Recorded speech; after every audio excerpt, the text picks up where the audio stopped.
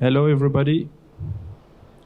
I'm Guillaume Munier. I'm a refrigeration product manager at Lennox EMEA, and I'm responsible for the brands Frigabone and HK Refrigeration. So thank you for coming. Today I'm going to talk about A2L refrigerant and how to handle the slight flammability thanks to risk analysis. So I will explain a bit the context of the use of A2L refrigerant. What are A2L refrigerants regarding the flammability? Then we'll go into detail our approach on how to make our products compatible with A2L. And I will go into detail about how we did the risk analysis, what is the risk analysis, and finally a conclusion. So to give a bit of history, the refrigeration started with natural refrigerant, but due to the different toxicity, high pressure and everything, we created chemical refrigerant in order to bring safety. So we started with the CFC, but then thanks to Montreal Protocol, we understood that they are having an impact on the ozone layer. So we have started a ban on the CFC, and so a new generation has been created called HCFC. And then with the Kyoto Protocol, we understood better global warming and the impact of refrigerant on the environment. So a new ban has been set, and we switch again of a generation of refrigerant from HCFC up to CFC, up to HFC, sorry. Refrigerant that we are still using today, and thanks to the F-gas regulation that keep pushing to use a low GWP refrigerant, a new generation of refrigerant called HFO are coming. So the F-gas regulation in use in Europe push on two sides. First, with some strict bans regarding the GWP of refrigerant, and also about quotas of availability on the market depending on the GWP of the refrigerant. So when we look for low GWP solution, we see that we have lots of A2L available. We have also some natural refrigerant like propane and CO2. So one thing that we can observe is that there is a correlation between low GWP and flammability.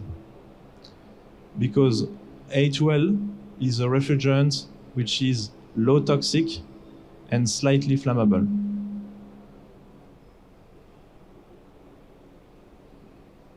So if we go a bit in detail into flammability, we will start with the basis on how a combustion is working.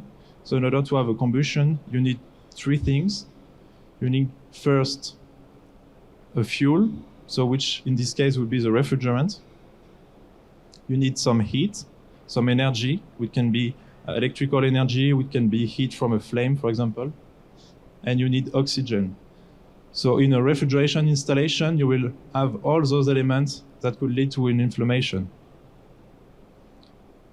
And we said that A2L were slightly flammable, but what's the difference between slightly and highly flammable?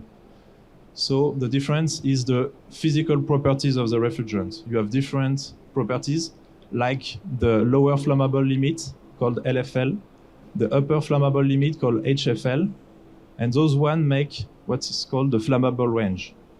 So in order to have a combustion, you need a perfect mixture, because if you are below the low limit, you will have too less fuel to have a combustion, and above, you will have too less air. So you really need to be within the range, otherwise you can't have a combustion. So depending if you are slightly flammable or highly flammable, the size of the range will change. Of course, the bigger the size, the more dangerous it becomes, so it's part of the ranking. Then you have the minimum ignition energy.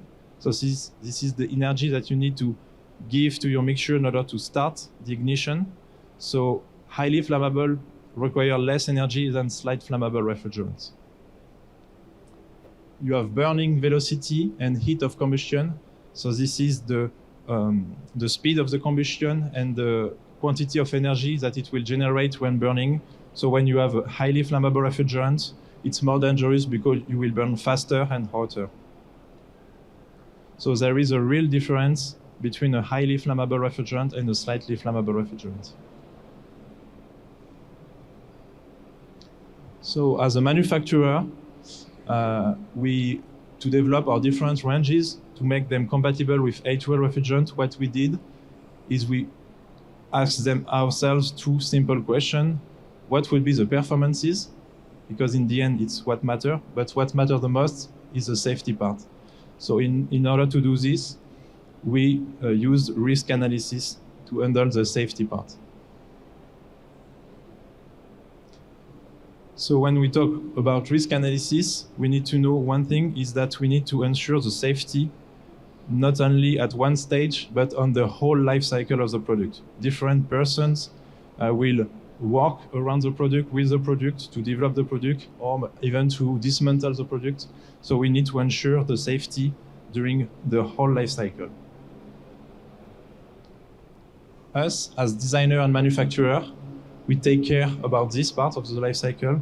So we use risk analysis to develop our products, but our products are not a whole system. They are only parts of the complete system, because they have, if we follow the machinery directive, it's only a part machine, because, for example, a unit cooler, it can't work itself. You need to connect it to a condensing unit and everything in order to make a complete system. So our goal is to put products that are safe onto the market, but it will be the installer responsibility, because he will be the manufacturer of the whole system. He will choose where to put the different tubings, the different units and everything.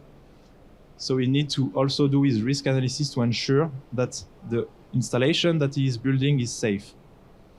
And once the installer has done his installation, he needs to give the information about the installation, about the safety and everything to the next person, would be the end user, the operator. And the idea is to pass the information to ensure the safety during the whole life cycle. So now if we go into more detail about the methodology, so this is one way to do it. So the first, how to use this type of list is to make first a list of the different risks that you will have on your application. And then you will define the criticality level based on the severity and the probability. So the severity will go from 1 negligible up to 5 catastrophic. Then the probability go from 1 never occur up to 5 every day. And when you rank your risk, you will make the multiplication between the severity to the probability to calculate the criticality. Based on your ranking, you will have some unacceptable risk, some moderate risk, and some acceptable risk. So the idea is to work to find solution for the unacceptable and moderate risk in order to bring them back to be acceptable risks. So I give you a little example, it will be easy to understand. If we consider a leakage from an expansion valve connection, for example, we will rate the risk, the severity will be serious, because if we are dealing with a slightly flammable refrigerant, we could have, it could result as a flame. So it's pretty serious.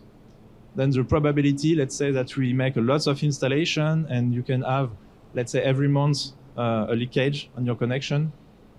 So we rank the criticality level 3 times 4, which is 12, which is unacceptable. So we need to find a solution to resolve this issue. So a solution could be to test the tightness of the installation in order to detect the leak and repair it, and to ensure during the whole life of the product to maintain this tightness of the installation. So now the risk is still serious in case of a leak, but the probability will never occur, because if we find a leak, we repair it. So now the criticality goes from 12 to 3, and now the risk is handled and managed. So we ask ourselves on our product how to use this. So we consider the new risk of the use of A2L refrigerant is the inflammation. So how do we avoid inflammation? So we consider normal operation. The products that we deliver are hermetically sealed. and they will stay like this with proper maintenance. So we don't have issue. But we know that this is not the reality. In reality, you can have problems, and you need to consider those problems. So we have abnormal operation. And in abnormal operation is when you have a leak, how to avoid the inflammation in case of a leak. You have 3 ways to do it. The first one is to ensure that you do not reach 50% of the LFL at any potential ignition source. So to remember, LFL is the low flammable limit in the flammable range. So if you are below 50% of this limit, you will not be in the flammable range, so you can't have a combustion. The second way is to ensure that your potential ignition sources are not. So how you do it? You look that the temperature and the energy they provide are not sufficient enough to start an inflammation. And last one, you can remove all electrical power, which remove the ignition source, or have ATEX component. So ATEX component ensures that your components are not potential ignition sources. So to deal with normal operation, what we did is in our safety manuals, we put some recommendation to ensure that the product will be well maintained and will keep being hermetically sealed during the life of the product. So to ensure periodic leakage inspection, or to check that your, for example, the coil doesn't get frozen and the defrosting system is working. This is just a couple examples, but to maintain the product, which is very important. About abnormal operation, on our different products, we use the different ways to ensure safety. So for example, how do we manage to know if we do not reach 50% of the low flammable limit? So we did some leak tests and numerical simulation of leaks in our product to see how the refrigerant will behave in this case and to make modification necessary to ensure the safety. We also went to do some component validation. We have different potential ignition sources in a unicoil. For example, we have defrost heaters, we have the fans, everything. So we went to check what the energy that they can provide and to see if it's in accordance with the different refrigerants that we use. And finally, we went sometimes to product redesign or use of ATEX components in order to ensure the safety.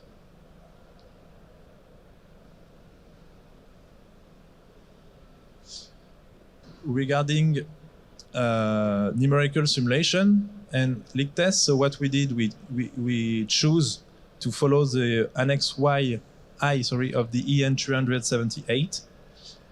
So the protocol is to use the refrigerant, so we choose A1234YF with a mass flow of 1 gram per second at a pressure of a quarter of the service pressure of the unit, which results in a leak size of 1.47 square millimeters.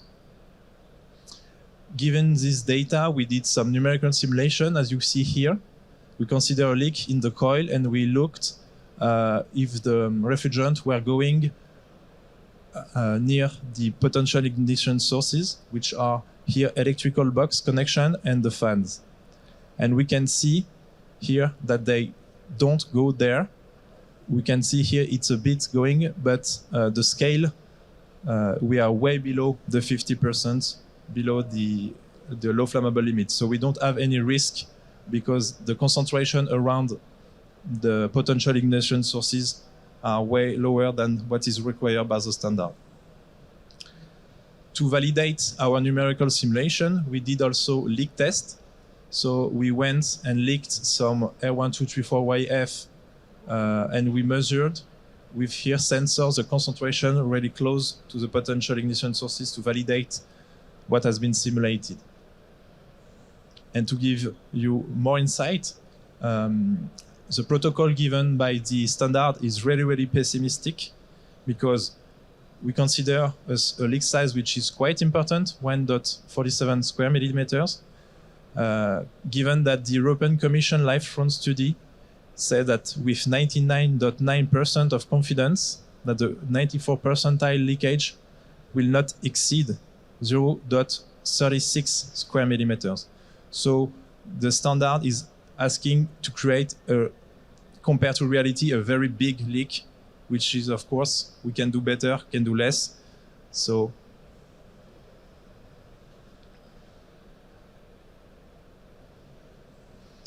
during the study, we did write lots of documents. So we did, like I said, like I presented to you, risk analysis.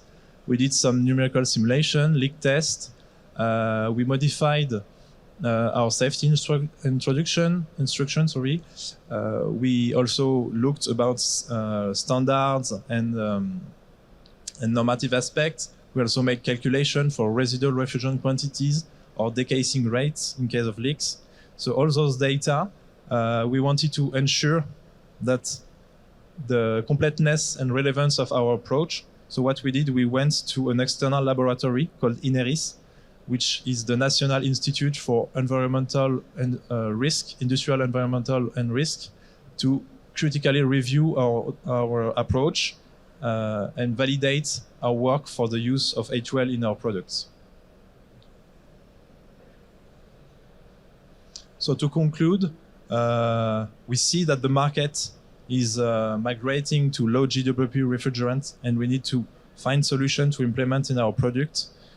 And we need to do this by acquiring new knowledges and to apply those. We need to understand how to make risk analysis, understand the new standards. And it's not only for manufacturers or installers. The whole life chain needs to acquire those knowledge. So builders, installer, maintainer, user, everybody. And finally, I would say that the slight flammability of A2L should not be an obstacle for their use, because it will help to reduce our environmental footprint. And the risk can be managed if you follow the right regulation, such as EN 378, and if you, of course, use safe products. So thank you very much. If you have some question, I will be happy to. Yes?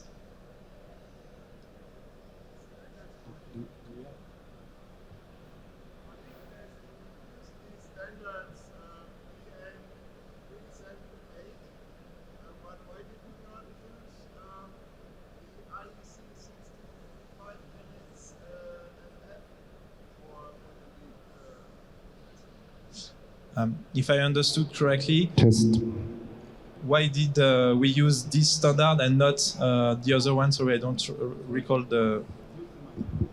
Yeah, okay. Oh, this is really loud now. So why did you use the standard you mentioned and not the IEC 6335 Annex FF standard for leak testing? We followed the EN 378 because it considered the refrigeration system as a whole, and it's not dedicated to some specific component. So we took this standard and we followed the annex within the standard that was explaining the methodology to do leak test. So because there is other, I don't recall if this one exactly, but you have some specific regulation about specific products, and we wanted to have something that was more appropriate for unit coolers, for example, and so this is why you follow this one. It's more appropriate for? Unit coolers, for example. Unique? Unit coolers, evaporators. Okay. Yeah, okay.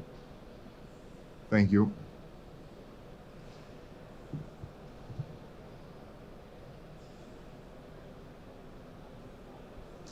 Okay, so thank you very much.